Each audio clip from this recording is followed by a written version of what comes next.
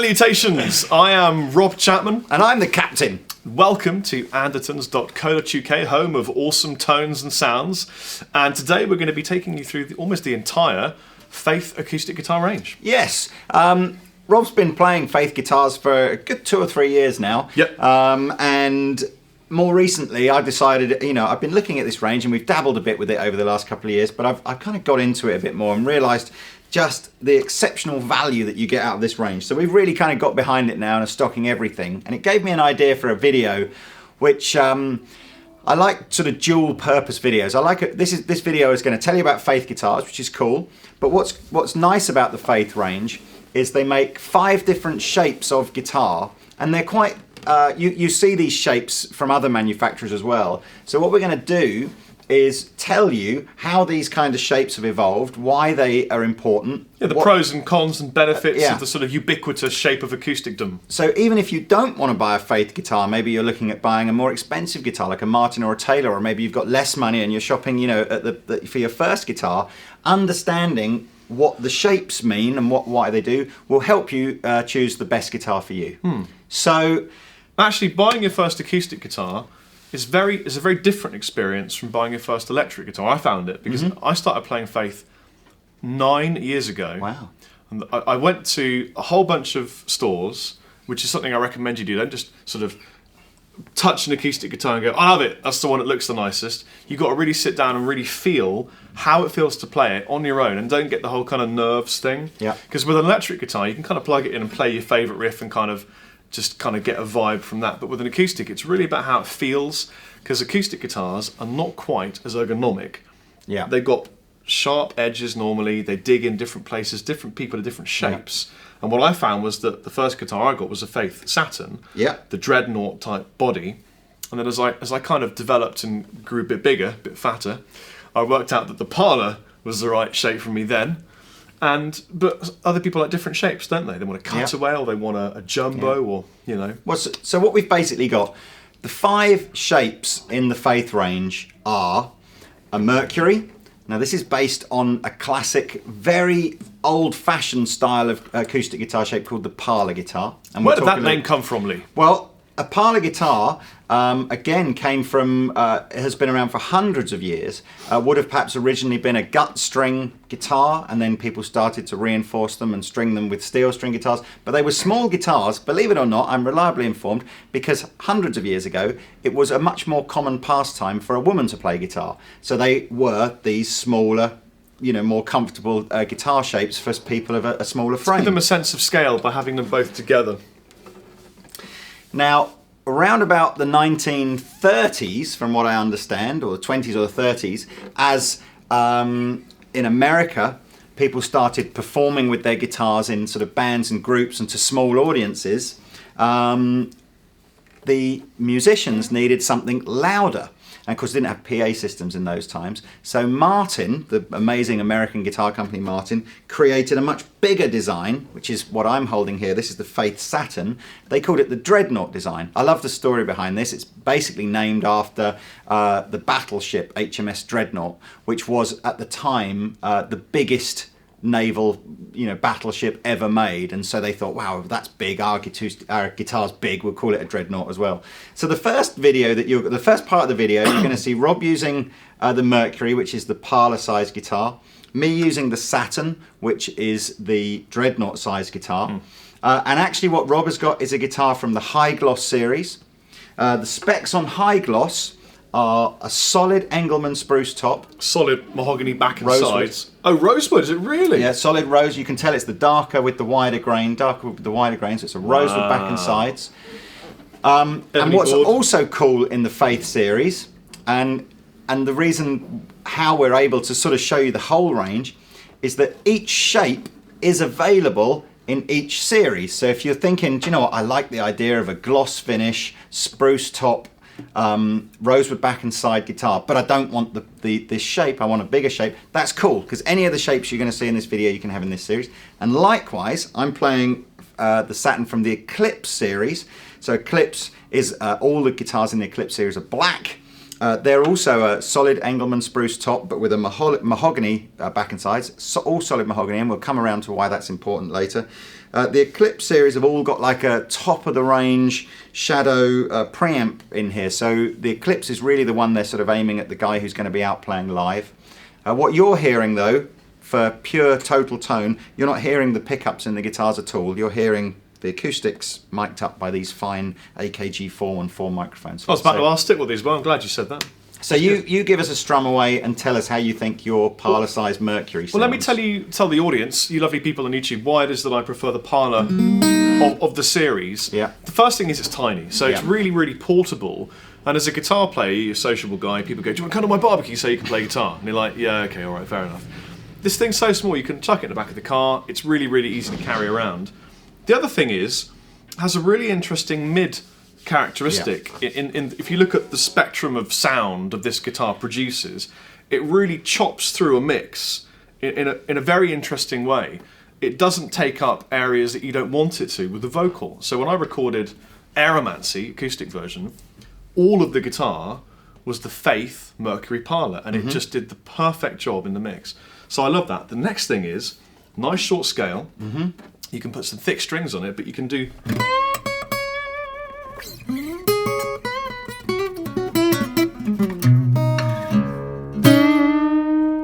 You can bend on it, because it feels a little bit like a Les Paul. It's got that kind of feeling, sort of 60s vibe on the neck. And as well as doing bendy stuff, it's got enough of a kind of... It affords the same action here that it gets down here. You can probably tell I'm quite enjoying the Faith range. It's the same vibe, so you can scale quickly on it and do legato runs. If you enjoy the heavier side of playing guitar, I found this to be the closest in feel to an electric guitar. So I didn't feel like I was compromising my playing style when I picked it up and started playing sort of...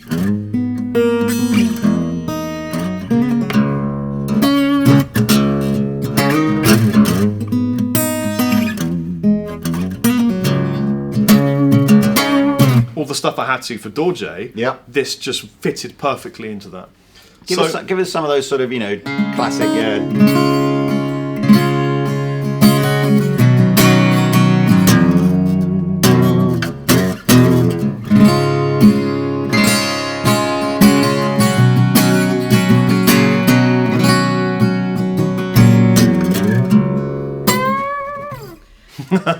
Now, relatively speaking, what you're going to hear when you hear the Saturn played is more bass end, less mid-range, and a different kind of top end. And what I'll do is I'll play a little bit now on this, and then we'll play the two together, and you can hear the kind of how they might sit in a mix together. But that's the easy way to really understand how a guitar is going to sound. The smaller the body gets, the more it loses the sort of the bass end and the volume, but perhaps the more it compensates by being a bit more mid-range. Although there is a good bottom end poke from it. I need to drop tune. Oh, I'm in drop D because that's the tuning for the people. So...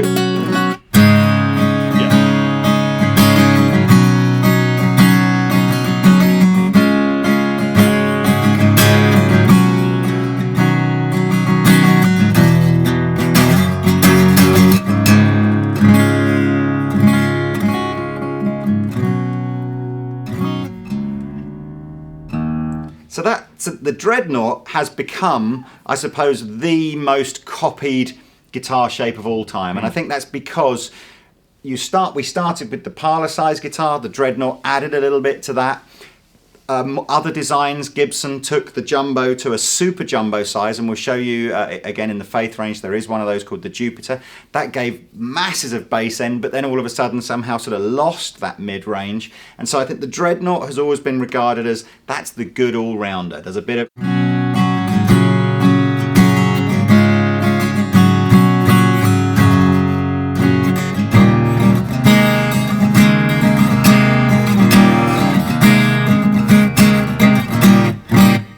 I'm playing with a pick here, so quite a lot of attack from there. If I play with my fingers, it's a soft. Yeah. This is another good difference between the shapes. Yeah. I noticed because I've recorded a lot with this particular guitar. I own one of these and the Saturn, but in the high gloss. And I own 2 of these as well. Right. And what I notice is if you're finger picking,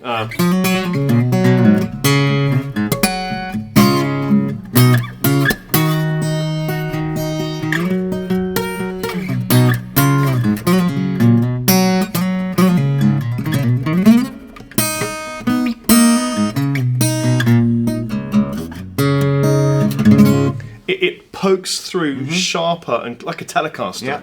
That's what it reminds me of, and that was more fatter and fluffier, but did the job. So for finger picking stuff, I would always use the parlour shape, and for whacking the chords out, like on my album At Arm's Reach, I use that straight into a JCM 800. Do you know what? Funnily enough, and I think you've probably discovered this by accident, but that is normal in that if you were to talk to guys like Martin who make a massive range of guitars, they will typically tell you that their 00 and 000 size guitars, which are smaller bodied parlour shaped guitars, are popular with the flat pickers, and the dreadnoughts are popular with the big strummers, and that's because again the flat picker kind of gets that punchy projection,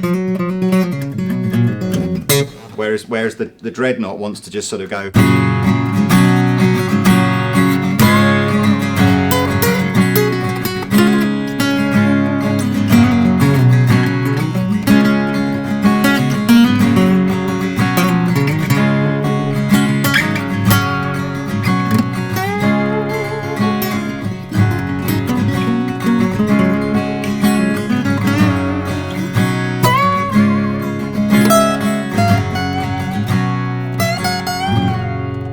A little impromptu jam there. Yeah. So basically that's just looking again at the high gloss series now. So this is just, you could have this guitar but in any of the shapes. Just to recap again. Sorry, I've got so many things to say because I get so excited.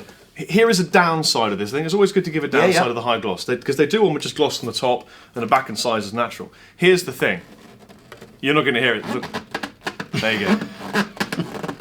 That's irritating. Now the thing is, you're going to be sat on something playing an acoustic normally, and more often than not, there's something around you that you're going to touch with the side or the back or your clothing or your jeans. And when you're recording acoustic guitar, Stick will tell you, it's like Lee was saying before we did this video, we've got to be absolutely silent when we record the guitar, because everything, like you'll hear your tongue in your mouth when you're recording acoustic guitar. It's really annoying. The second you touch, a tiny little squeak, it sounds like a fart. It sounds like anything, and it's just the most irritating thing. If you're trying to get that perfect acoustic tape with the crisp, clear sounds, and then you get, and it's like, what a nightmare. So I've always preferred the gloss on the top. Or sit on a drum stool. Even there, if you've got jeans on, sometimes you'll get a little bit of a squeak on the bottom. If you get a bit sweaty because you've been playing for a while trying to get that perfect crisp take. So I've always gone for the natural back and sides. There's a difference in the characteristic tonally though. You get a little bit more high end, for some reason, having the goop all over it. Yeah, it's funny that, isn't it? Because there's, on a probably not. Well, I suppose I can demonstrate it on an acoustic guitar without wanting to sort of teach you guys to suck eggs out there. What you're hearing when an acoustic guitar is, what you're hearing, the noise of an acoustic guitar, is predominantly this piece of wood. We call it the top, vibrating like mad. And the art of making an acoustic guitar is to make the top as resonant as you can possibly get it, but still structurally sound enough to have a set of 6 steel strings, which I think when they're tuned to pitch is the equivalent of pulling 11 or 12 pounds worth of weight.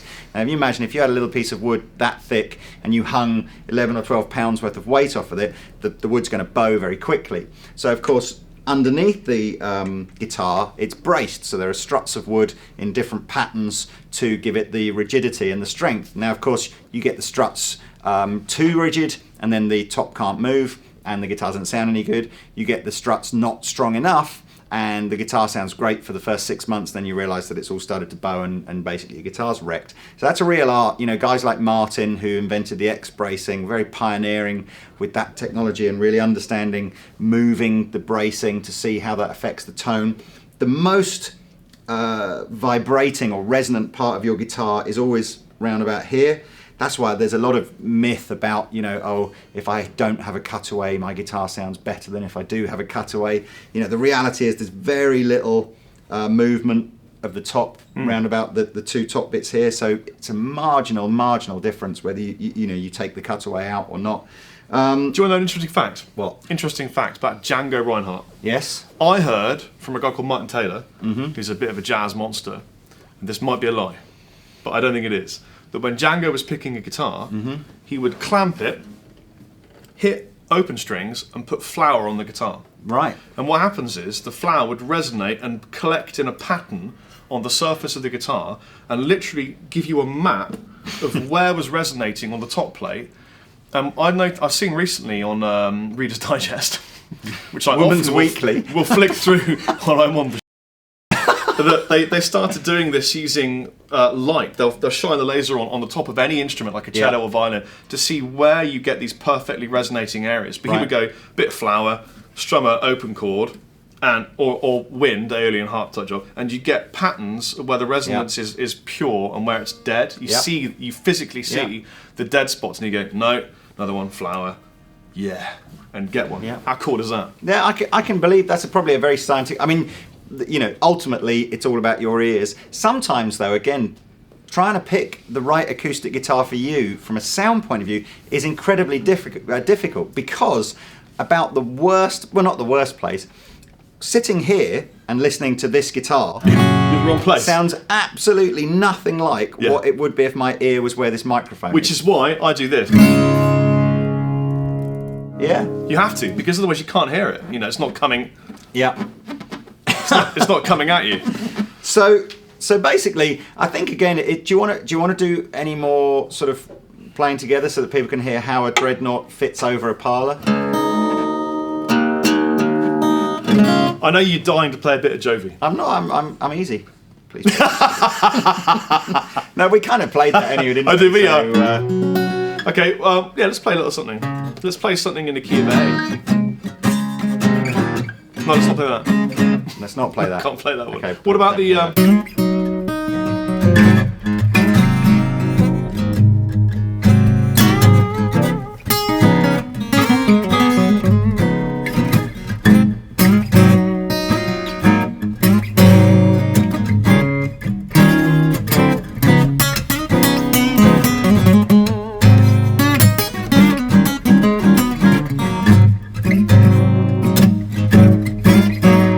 Play some lead, buddy.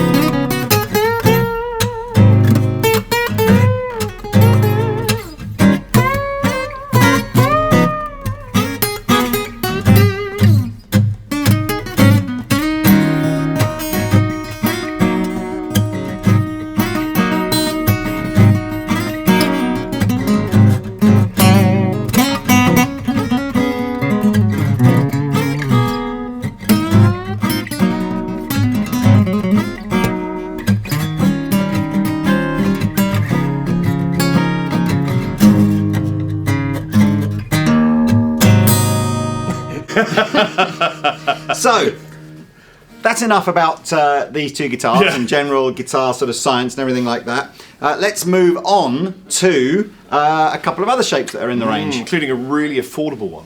Okay, so two new guitars, two new shapes, and two new series of guitars as well. So I have the Natural series, which, as Rob alluded to earlier on, is a gloss top with a natural satin finish back and sides. This is made of, again, solid Engelmann spruce, gives it a nice bright attack, and a mahogany back and side, which is a nice sort of mid-rangey, earthy kind of wood. I've got the Naked Venus cutaway. So completely no gloss at all a sort of a satin finish, and again, a mahogany back and side and a Engelmann spruce top. Now, the two new shapes that we have is the Venus and the Neptune. Yeah. Neptune. It is Neptune, isn't it? Yeah. So, now, the Venus is probably the shape that you would most associate with a modern electroacoustic guitar. That's how I like my ladies. What, Venus? No. Shaven-legged? Smaller at the top. Oh, okay. Bigger at the bottom. Now this shape, really, I think that the first guys I saw using these were probably Takamine with their NEX body shape and Taylor with their Grand Auditorium. And what they're trying to do with this is make a compromise between taking the big bottom of a Dreadnought guitar, so we're getting the power of a Dreadnought, but the narrower waist of a parlor-sized guitar, so we're getting the comfort. And whether you call it the Venus shape or whatever any other manufacturer calls it, this has probably become the best-selling electroacoustic guitar. So as I said, it's got great tone and very comfortable. The Neptune, which I'm holding here, they've referred to it as a mini jumbo. Now I'm not going to bother showing you the Jupiter because the Jupiter and the Neptune are basically the same thing. It's just the Jupiter is a bit bigger. If you've ever seen like a Gibson J200, it's that sort of size. So it's not dissimilar sounding, bit more bassy than the Neptune, but bigger to play. So unless you're very comfortable with a large, this bigger guitar as you can possibly get. Which I find really hard work. Yeah, I mean, I think most people do. It's a big guitar. But tonally speaking, I think this is probably the best-selling shape. Now, you can get the Venus shape if you want to in any of the other ranges. The cool thing in the Faith range, every guitar can come either with a pickup or without a pickup, except for the Venus series. The Venus series only ever come with a pickup. Yeah, and it's got a great tuner built in. Shadow do a really good job with their preamps and things. They're just great functional working pieces of kit. This has got rosewood fingerboard, rosewood bridge, which is a big difference because normally they come with ebony bits like that. Yes, I think every guitar in the series is an ebony board except apart for from the naked, which is rosewood. And also they all use Grovers, I believe. Apart from this is just die-cast tuners. Yeah. Regular, functional, good tuners. And they've saved cash all over the place. But the one thing they haven't sacrificed is build quality. Same place, Indonesia. They make great acoustic guitars in Indonesia. And when I got the first prototype ever that they made of this guitar, I was absolutely blown up. Yeah, it sounds amazing.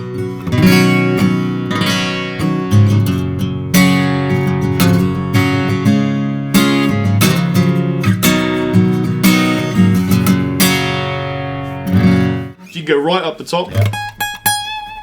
Bit of BB King for you there. And you can go right down the bottom.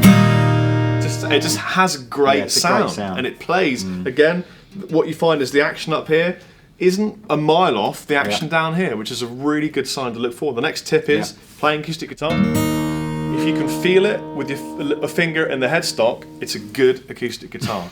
If you can't feel it, vibe at the top, don't buy it. The thing again that makes Faith different to most other brands in and around this price point as well is their use of timber, their use of tone woods. They have a fantastically well appointed guitar from that point of view. It's completely normal for guitars to use a solid top, so we understand why 80-90% of the tone of the guitar is coming from the top here, and a very resonant, bold sounding acoustic guitar will have a solid top of high quality, and Engelmann spruce is always very high quality. However, what it is slightly more unusual to find at this price point, although completely normal once you're into your £1,500 plus Martins and Taylors and everything, is the use of solid timbers on the back and sides.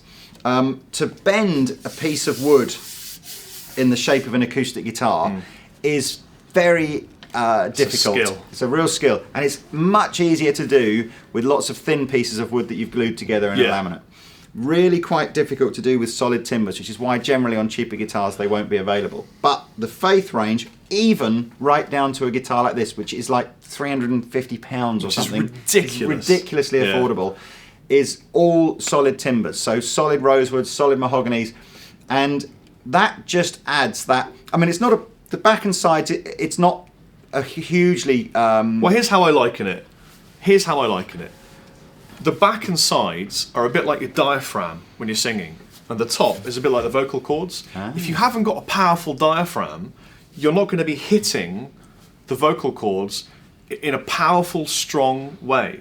Laminates can still be really strong if you get great glue and you build it with really good structure. The glue becomes kind of part of the wood and it becomes one unit. but it's undeniable that solid wood is solid wood. Yeah. You're going to have a more powerful push towards the top, and you get more projection. And I think that's the difference.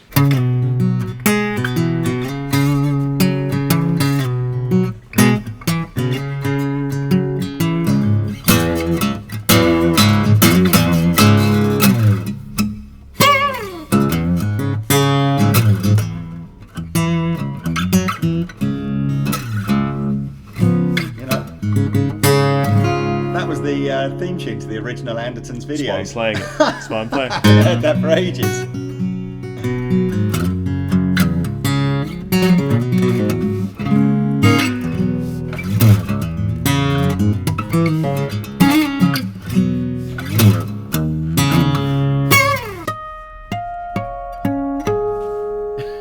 This is great. Bow, bow, bow, bow, bow. What I like about it is the clear harmonic resonance. It's got that nice... It doesn't sound brittle. Yeah. It sounds so full. If you're thinking to yourself, I like the shape of that guitar, that looks comfy, I like the tone of it, but I'd like it, with a rosewood back and sides or with some gloss on the top, that's totally cool. Just go to the selection of Faith guitars on the Andertons website and look for a Venus shape, which is this one. And what's going to happen to this top as you play it?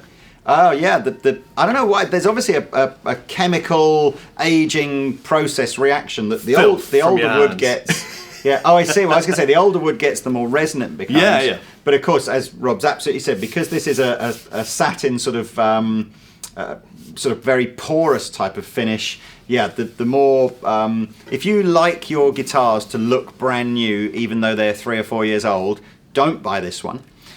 Because the sweat and the playing and everything is going to rub into the top here, and it will just become it'll look used and toured. Maybe this guitar will be better if you like to keep your guitars in pristine. So this is from the Natural series, and this is the Neptune. So it's the biggest one that we've bought today, but as I said, there is a slightly bigger one in the range called the Jupiter. But this is what this sounds like. So you hear a lot of extra bass. Yeah. And if I hit the bottom strings, you'll hear that the bass has come at the sacrifice of the mid-range. So it's not as punchy in the mid-range.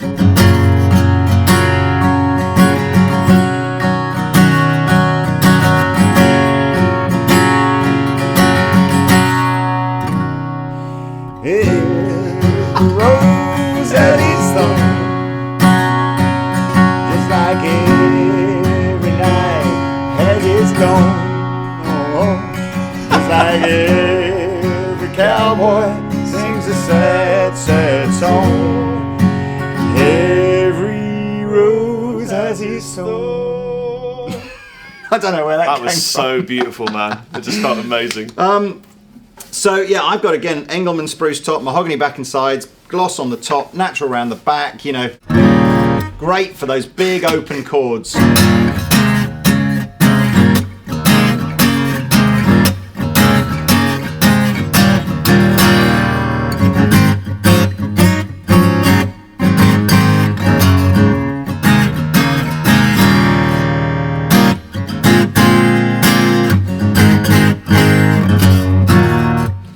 Big sounding. If you've never bought an acoustic guitar before and you've been playing electric guitar for a few years and you're kind of an intermediate level guy, and by intermediate I mean you can play a little bit of blues, a couple of open chords, and you're thinking I want to buy my first acoustic guitar, I would get the Naked Parlor. Okay. This is going to be the closest in feel to an electric guitar, nice and small, easy to carry around. You're going to want to take it downstairs and annoy your wife with it. And I want one of those, and I think that would be the easiest transition into acoustic guitars.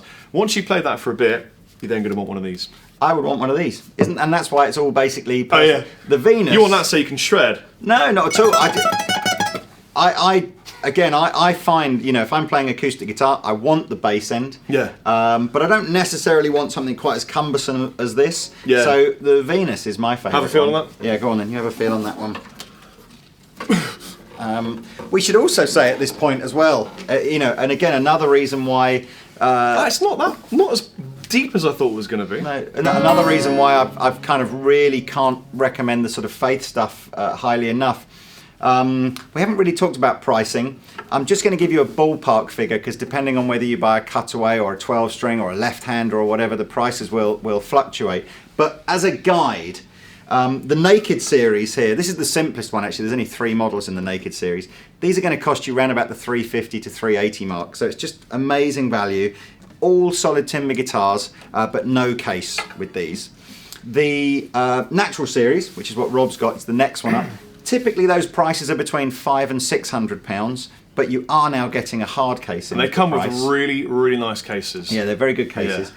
The Eclipse, sorry, the High Gloss, so the High Gloss and the Eclipse are similar sort of money. So the High Gloss and the Eclipse will range anything from around the £600 to the £700 mark, and again come with a really nice hard case. So they're at the kind of, they're at a funny price really, where you can either get a really basic American-made guitar like a Martin X series or a Taylor 100 series, and of course the brand on the top, the name on the top of the headstock will be super desirable. You'll be thinking, wow, yeah, buy a Martin, 150 years of heritage and everything. But the guitar itself will be a solid top, laminate back and sides, no case, very plain looking.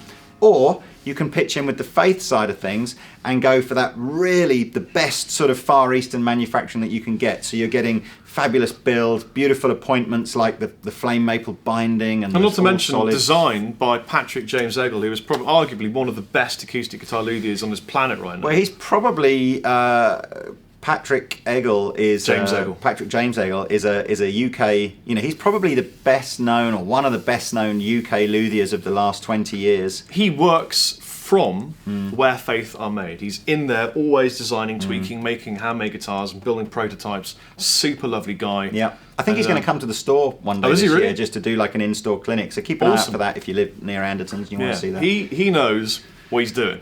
So let me hear you play this. It's loud, isn't it? It is very loud, but it's a nice. It isn't a tiring volume.